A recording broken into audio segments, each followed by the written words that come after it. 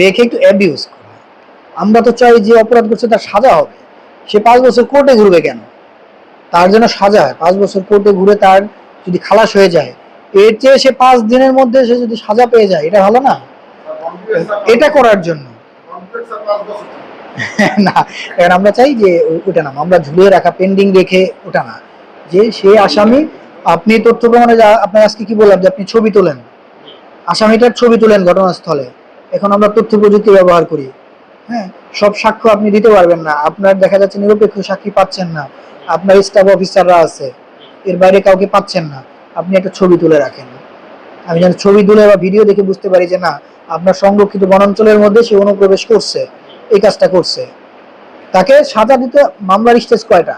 আসামি আসলো, আসার পর দ্বিতীয় দিন হলো চার্জ, সাক্ষী হয়ে সাজা হয়ে যাবে। এই মামলা তো 1 বছরও লাগার কথা না, সর্বোচ্চ সময় লাগবে 2 মাস। আর আপনাদের এই মামলা আমি সামারি ট্রায়াল করবো।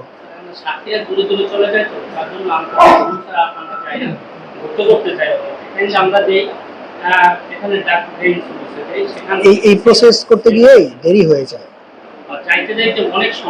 হ্যাঁ, ওই দেরি হয়ে গেলে মামলার মেরিটটা ধীরে ধীরে নষ্ট হয়ে যায়, সাক্ষীরাও বিচ্যুত হয়ে যায়।